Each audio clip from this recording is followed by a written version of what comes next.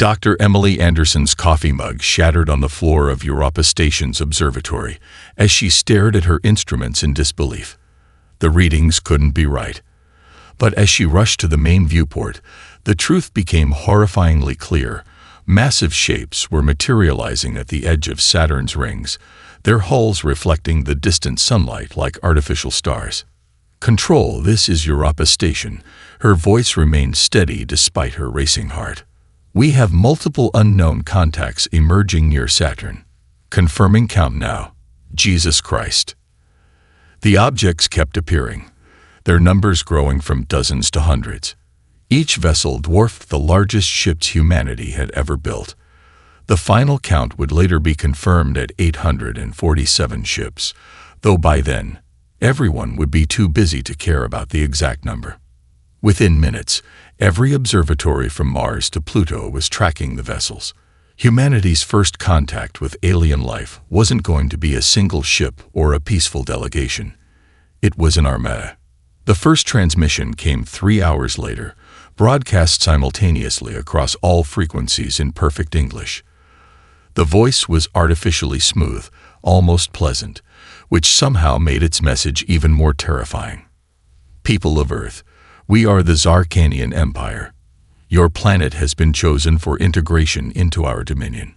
You have 24 hours to submit terms of surrender.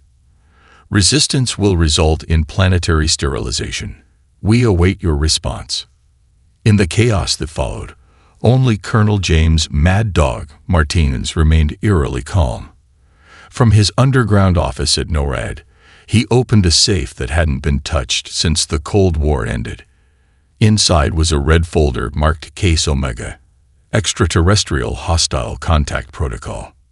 "Get me the Joint Chiefs," he barked into his secure line. "Authorization code, Dark Shield Alpha." This is not a drill. While the UN Security Council convened an emergency session and civilians around the world panic-bought supplies, a carefully choreographed dance began in secret bunkers across the globe. Satellite networks that officially didn't exist activated. Weapon systems that weren't in any public record powered up. Decades of paranoid preparation, born from the fear of Soviet surprise attacks, were about to serve a purpose their creators never imagined. 23 hours into the deadline, Dr. Anderson noticed something odd about the alien fleet's formation. "They're positioned for atmospheric orbital bombardment," she reported. "But their energy signatures, they're not fully combat ready.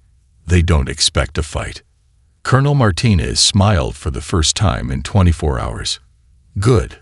With 30 minutes remaining, the UN Secretary General requested to broadcast humanity's response. The Zarkanian commander opened the channel, expecting to receive Earth's surrender. Instead, a tactical nuclear device, launched quietly during the chaos, detonated just off the bow of the Zarkanian flagship. The blast wasn't close enough to cause damage, but the message was clear. "We know exactly where you are." Before the aliens could react, the Secretary General's voice came through, calm and clear. "Let us be direct. Humanity's response to your demand is simple. Come and take it. You speak of planetary sterilization. We invented that concept. We've been ready to destroy our own world for 70 years, just to deny it to our enemies. What makes you think we won't do the same to you?" The transmission continued. "You gave us 24 hours, expecting fear and panic. Instead, you gave us time to prepare. Look around your fleet. Really look. Those satellites aren't for communications. Those debris fields aren't random. Welcome to Earth's kill box. You want war? You'll get it." As if to punctuate the point, defense platforms around Mars and Jupiter revealed themselves, their weapons already locked on target. Humanity's first shots in the interstellar war weren't fired in panic or desperation, but with calculated precision. The Zarkanian commander's response was almost predictable. "You dare to threaten the Empire?" "No," Martinez transmitted from NORAD. "We dare you to try us. The universe is about to learn why humans never needed interstellar travel to create weapons of mass destruction. We've been killing each other since we crawled out of the mud. Now we finally have someone else to fight. The war for Earth was about to begin. Humanity's response wasn't just defiance.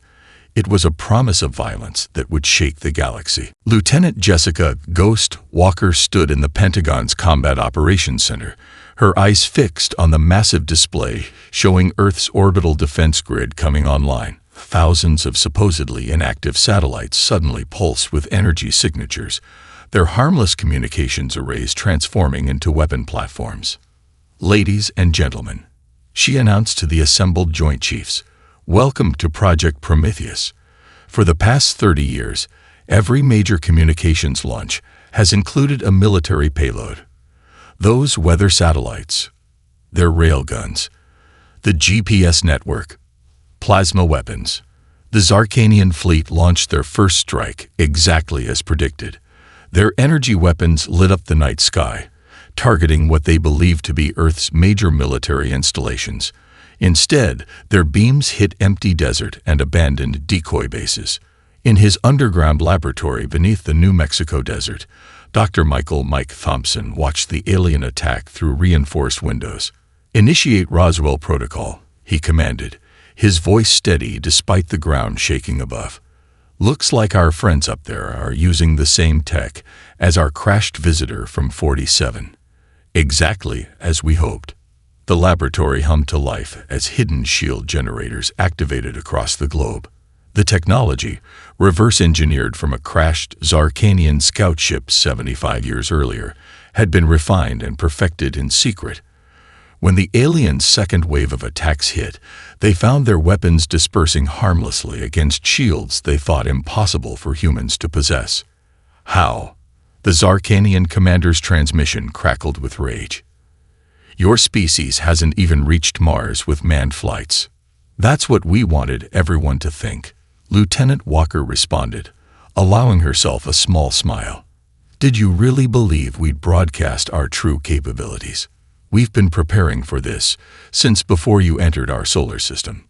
The truth was more complex. Humanity hadn't just been preparing for aliens. They'd been preparing for everything.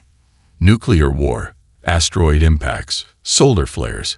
Decades of paranoid planning had created a web of defensive capabilities that no single species could have anticipated. The Zarkanians launched their third attack wave, this time targeting power grids and civilian infrastructure. They expected chaos. Instead, they watched in confusion as their sensors showed major cities simply vanishing from thermal scans. "Stealth cities," Dr. Thompson explained to the president via secure link. "The whole underground shelter program didn't end with the Cold War. It evolved. We can move 90% of our population underground within 6 hours." The alien fleet adjusted their strategy, attempting to penetrate the shield network with concentrated fire. That's when humanity revealed their next surprise. The communication satellites began moving, forming new configurations that strengthened shields where needed and created gaps where desired.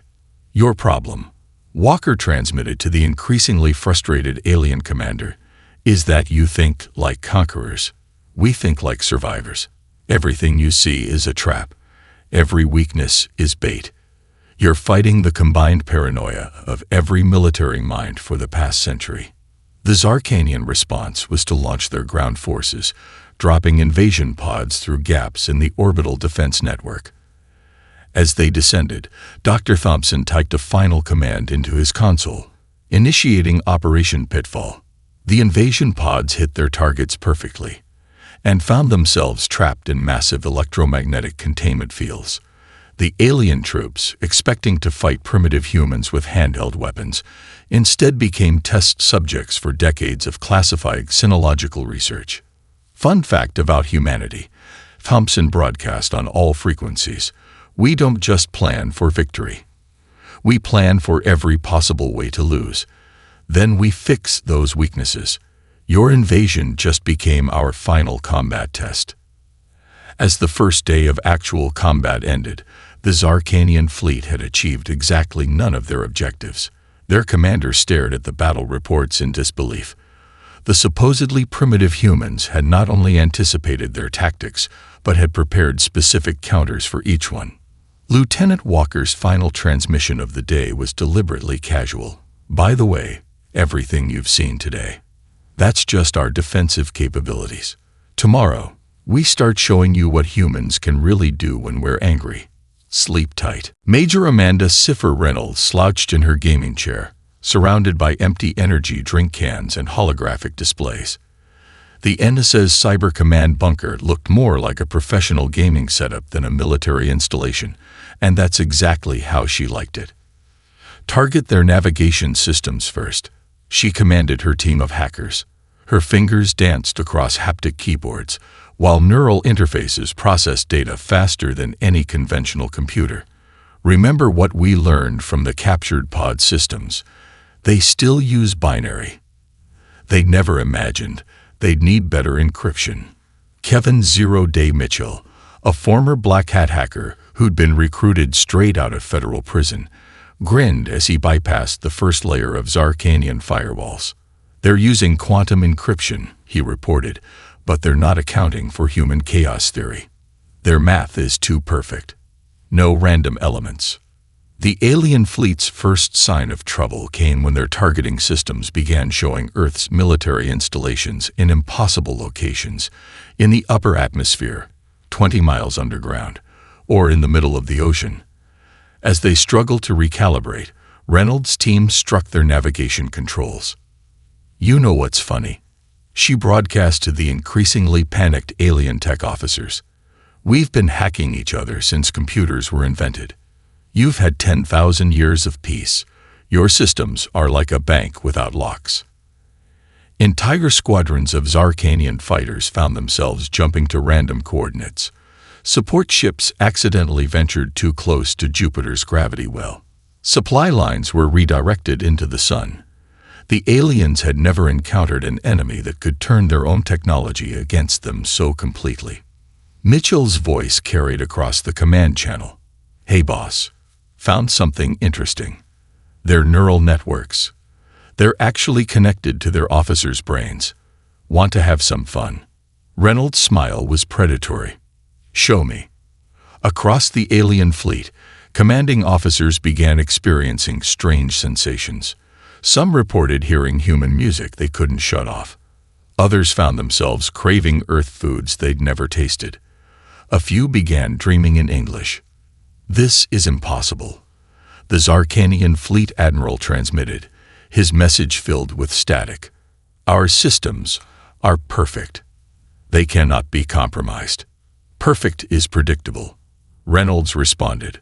Predictable is hackable. By the way, Admiral, how's that sudden craving for pizza working out? The aliens switched to manual controls, desperate to maintain some semblance of command over their ships.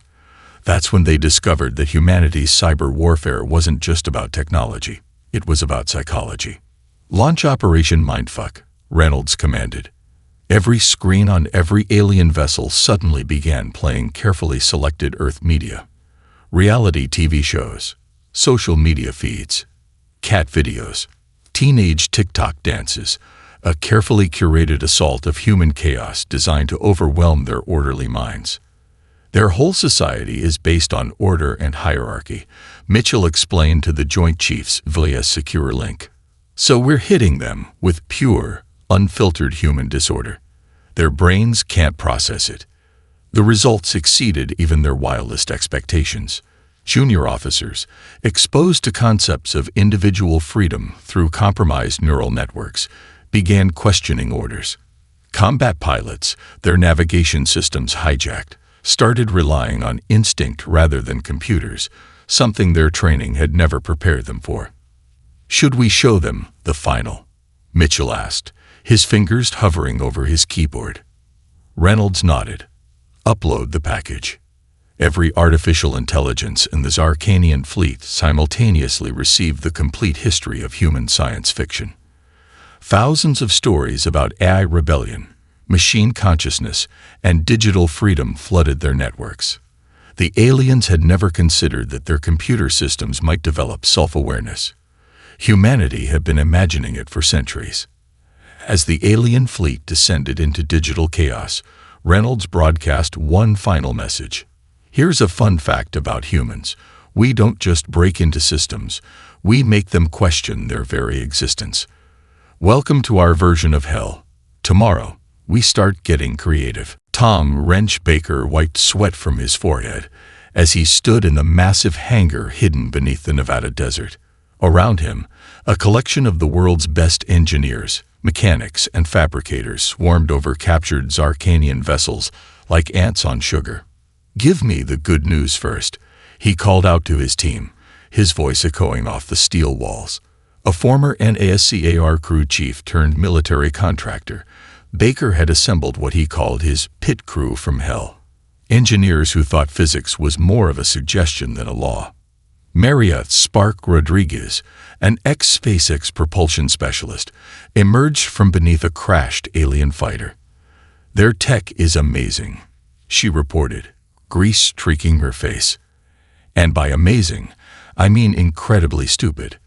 They built everything to be perfect, which means no redundancy, no overclock potential, no room for improvement." Baker grinned. "Perfect. Let's make it imperfect." Operation Junkyard was humanity's answer to alien technological superiority.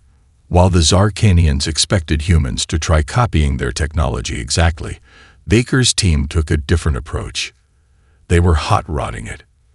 "Look at this," Jake Combustion Wilson called out, pointing to the alien engine core. "They're running these things at 30% capacity to maintain perfect harmony. What happens if we remove the limiters?" "Probably explode," Baker replied, his grin widening. "Let's find out." The first modified fighter screamed through the test range at speeds that made the alien specifications look conservative. Baker's team had replaced the elegant power management systems with what he called good old American muscle, brute force solutions that sacrificed longevity for raw power. "They're getting reports of our test flights," Communications Officer Lisa Chen announced. "The alien commander is demanding to know how we're breaking the laws of physics." Baker grabbed the comm. "Listen up, you overdressed space lizards. Laws of physics. Where we're going, we don't need laws. We've been modifying vehicles since we invented the wheel. You just gave us better toys to play with." The alien response was predictable. They launched an attack on the suspected modification facilities. What they found instead were decoy sites filled with junked cars and old aircraft parts.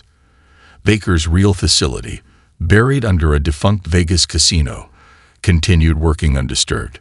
"Second batch is ready," Rodriguez announced. "We've got 20 fighters ready for combat testing.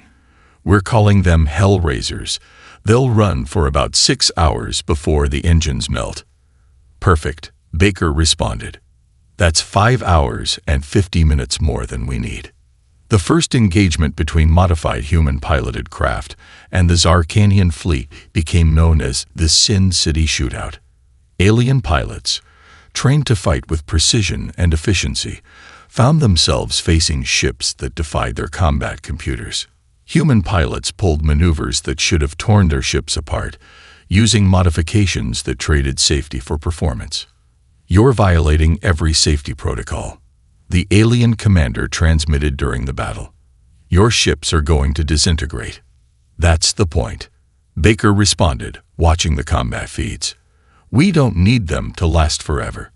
We just need them to last longer than yours." The results were devastating.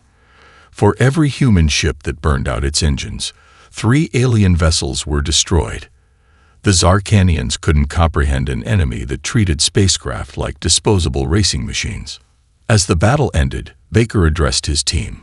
"Ladies and gentlemen, welcome to the Hot Rod War. Tomorrow, we start adding flame decals to spacecraft.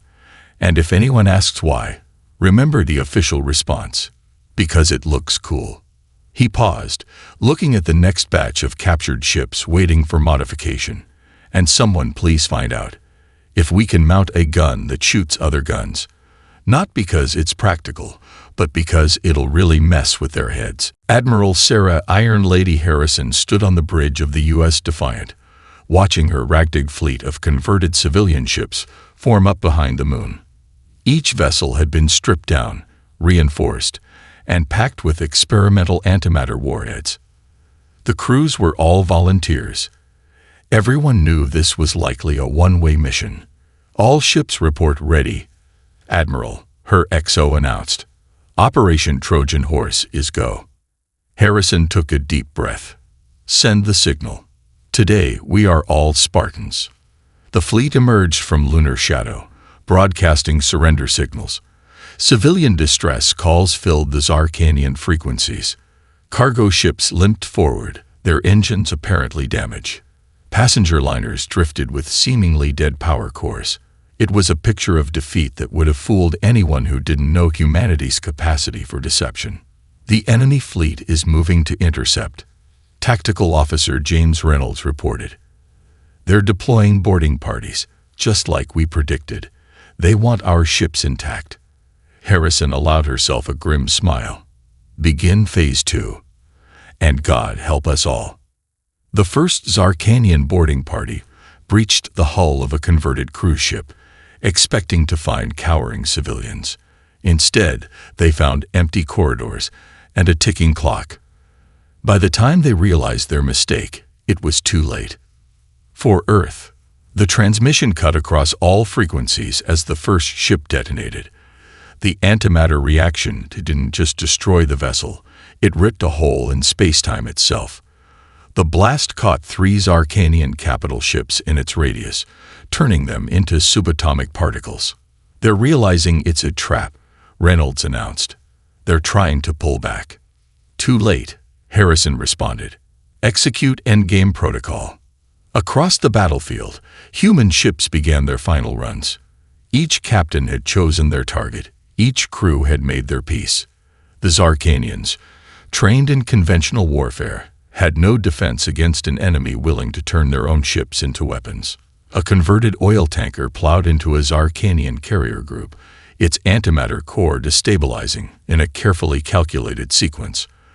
The resulting explosion created a temporary black hole that consumed everything within a 1,000-kilometer radius. "My God," the Zarkanian commander transmitted. "You're insane. You're destroying your own people." Harrison's response was cold.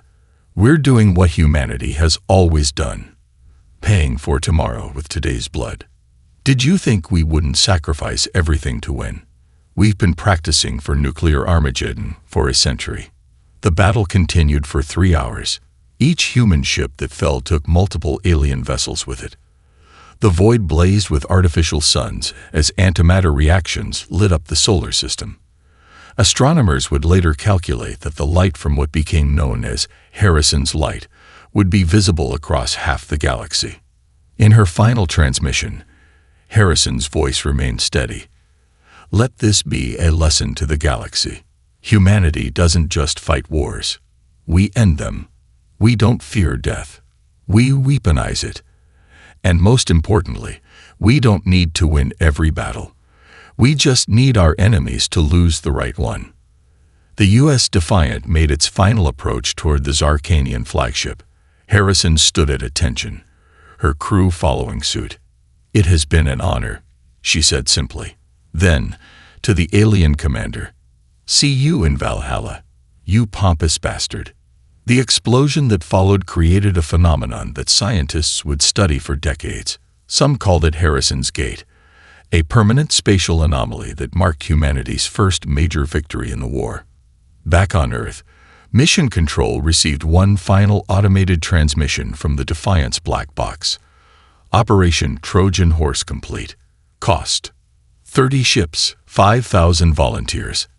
Enemy losses: 40% of their fleet. Post-action analysis: worth it. The Zarkanians learned a brutal lesson that day. There is nothing more dangerous than an enemy willing to die creatively. Dr. Robert Bob Wilson sat in his makeshift office aboard the International Space Station, surrounded by floating holographic displays showing Zarkanian cultural data. The former anthropology professor turned psychological warfare expert had spent months analyzing intercepted alien communications. Their entire society is built on absolute certainty, he explained to the Joint Chiefs via quantum link. They've had 10,000 years of cultural stagnation. You know what that makes them? Perfect targets for the most dangerous weapon humanity ever created: choice. Project Prometheus wasn't about destroying the Zarkanian military. It was about dismantling their society. Wilson's team had prepared a cultural payload that would make the atomic bomb look merciful by comparison. Begin broadcast, he commanded. Across the alien fleet, communication channels were hijacked. Every screen, neural interface, and entertainment system began playing carefully selected human content. First wave, music, Wilson narrated, checking his displays. Everything from classical to heavy metal. Show them how many ways humans can express themselves. The effect was immediate. Alien crews, accustomed to their society's single approved form of mathematical harmonics, were overwhelmed by the diversity. Some found themselves moved to tears by Mozart. Others discovered they couldn't stop headbanging to Metallica. Second wave, literature, Wilson continued. Shakespeare, protest poetry, romance novels, comic books.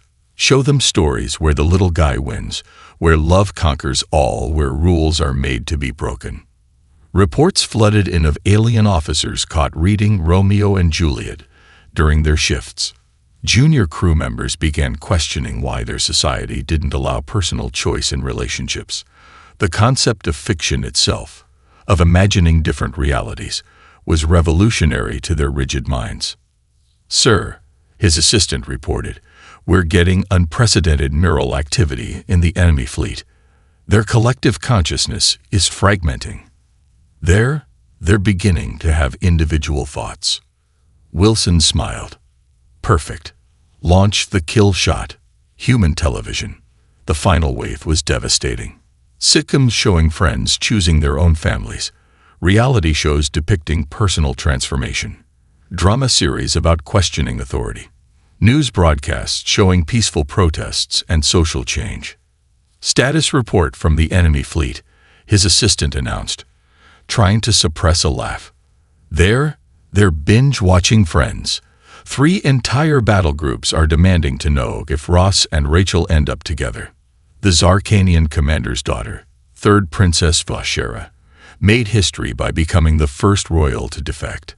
Her official statement was broadcast across both fleets. After watching Earth's historical documents, she meant movies, I have concluded that our society's rigid hierarchy is, to use the human phrase, total bullshit. Wilson received an urgent transmission from the alien flagship. Stop this at once. You're destroying everything we've built. No, he responded calmly. We're just showing you everything you never built. Freedom of choice, individual expression, the right to question authority. Did you really think you could invade a species that created both democracy and death metal? The cultural contamination spread faster than any virus. Alien crews began adopting human mannerisms, creating their own art, even writing fan fiction. The Zarkanian military structure, based on unquestioning obedience, faced its greatest threat. Personnel who asked, why? Sir, his assistant interrupted. Remember that betting pool about which human concept would break them first. Looks like the winner is memes. They've discovered memes. Wilson watched as altered images of the Zarkanian emperor spread through enemy networks, each one more irreverent than the last. Mission accomplished, he announced. Turns out the most powerful weapon in human history wasn't the nuke. It was the ability to make fun of our leaders. He drafted his final report to Earth Command. Phase 1 complete. Cultural infection rate, 100%. Prediction, total social revolution within 3 months. Note, next time we invade someone, maybe we should try TikTok dances first. Apparently, they're devastating to hierarchical societies. General David Democracy Parker watched the holographic display as another Zarkanian warship turned its weapons on its own command vessel. The alien fleet, once a perfect formation of military might, had devolved into chaos as crew after crew declared independence from the Empire. "Sir," his intelligence officer reported, "you're going to want to see this. The alien we know as Kyle, formerly High Commander Khazar, is broadcasting from the Imperial capital." The hologram shifted to show a familiar face. The former Zarkanian commander had abandoned his ceremonial armor for what appeared to be blue jeans and a vintage rock band t-shirt. Behind him, thousands of lowercase aliens waved improvised flags and protest signs. "My fellow citizens," Kyle's voice boomed across the frequencies. "For 10,000 years, we have been told that order requires hierarchy. That peace requires submission. Today, we choose a different path. Today, we choose Earth's greatest export, freedom." Parker turned to his staff. "Operation Wildfire is now in full effect. Send in the support packages." Across the Empire, hidden caches of weapons and tactical data became available to rebel forces. Human military advisors, who had been secretly inserted into key positions, began activating their networks. The revolution that had started in the fleet was about to engulf an empire. "This is incredible," Lieutenant Sarah Martinez noted, monitoring the feeds. "They're using urban warfare tactics we taught them, but they're improving on them, combining their tech with our strategies." The Imperial Palace's defenses, designed to repel external attacks, prove useless against internal betrayal. Kyle had spent months teaching his followers the art of asymmetric warfare, turning the Empire's rigid protocols against itself. "The lower castes are rising up everywhere," Martins reported. "They're using our methods, flash mobs, encrypted communications, decentralized command structure, everything we taught them about resistance." Parker allowed himself a grim smile. 10,000 years of peace made them forget something humans never could. Every empire has its breaking point. The revolution spread faster than anyone had predicted. Alien Marines, trained in human guerrilla tactics, struck at command centers with precision. Imperial governors found their own security forces turning against them, using techniques perfected in countless Earth conflicts. "Sir," his aide interrupted, "we're getting reports of singing." "Singing?" "Yes, sir. The rebels. They're singing 'Do You Hear the People Sing' from Les Miserables." Apparently, someone shared Earth's revolutionary musical theater with them. The situation reached its climax when the Imperial Guard, the Emperor's most loyal force, saw their own children joining the protests. Faced with orders to fire on their families, entire units lowered their weapons and joined the revolution. Kyle's next broadcast showed him standing in the Imperial throne room. "To Earth's General Parker, your democracy virus worked better than anyone could have imagined. Turns out freedom is pretty popular once people get a taste of it." Parker transmitted his response. "Glad we could help. Though I have to ask, why the rock band t-shirt?" "Iron Maiden speaks to my soul," Kyle replied with a grin. "Also, I've started a band. We're calling ourselves the Imperial Rebels. First album drops next month." The General's final report to Earth Command read, "Operation Wildfire complete. Enemy fleet. 60% defected, 25% surrendered, 15% still loyal but increasingly isolated. Imperial ground forces. 80% joined revolution. Civilian population. 90% support change." Additional note: requesting cultural advisory team. Apparently, the entire species has discovered poetry slams and need guidelines for proper etiquette. As the Empire crumbled, Parker couldn't help but appreciate the irony. The Zarkanians had expected to face humanity's weapons. Instead, they'd been defeated by humanity's greatest gift: the ability to imagine a better tomorrow and the courage to fight for it. Marine Colonel Lisa Peacemaker Rodriguez stood before the newly formed Galactic Council, her dress uniform adorned with both human and Zarkanian medals. The chamber, once the exclusive domain of the Imperial elite, now hosted representatives from every caste and a dozen freed species. "The transition plan is proceeding ahead of schedule," she reported, hiding a smile as she watched former Emperor Vazar struggling to operate his tablet computer. The once absolute ruler had traded his crown for an elected position and seemed happier for it. "I still don't understand," Vazar admitted, finally managing to pull up the correct document. "How did you transform an empire in 6 months when we couldn't change it in 10,000 years?" Rodriguez gestured to the holographic display. "Because we never tried to perfect your system. We helped you break it. Sometimes you need to burn everything down to build something better." The statistics told the story. Trade between castes had increased 500%. Scientific innovation, freed from imperial control, had produced more advances in 6 months than the previous century. The former empire's first elections had seen 89% voter turnout. "Report from Earth," her aide announced. "The cultural exchange program is interesting.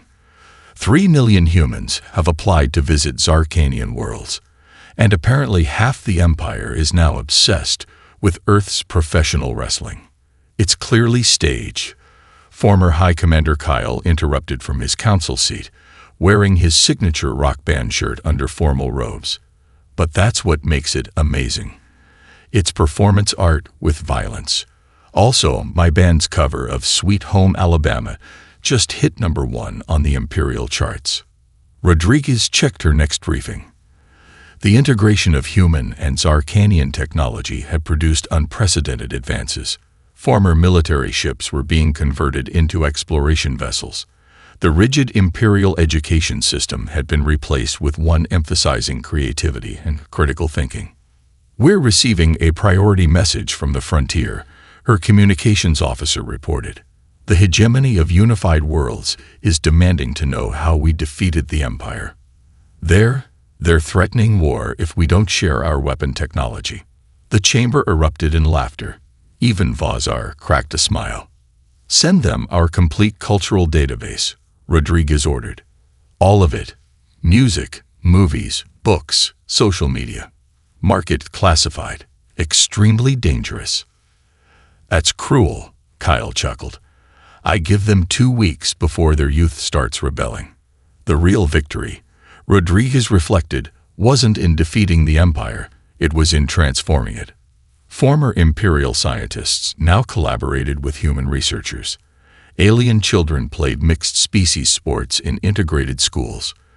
The rigid caste system had been replaced by social mobility and merit-based advancement. "Final item on the agenda," she announced. "The proposal to establish the first galactic university on Earth. Current application rate suggests we'll need to build 3 more just to handle the demand." Vazar raised his hand, still getting used to the concept of asking permission to speak. "I have a question. Given how this all started, with us threatening to destroy Earth, why are you helping us build a better society instead of just destroying ours?" Rodriguez's response was pure humanity. "Because that's the best revenge. Making you into something better than you ever planned to be. You wanted to add Earth to your empire. Instead, we added freedom to yours." Her final report to Earth Command captured the moment perfectly. Mission status: far beyond original parameters. Conventional victory, achieved through unconventional means.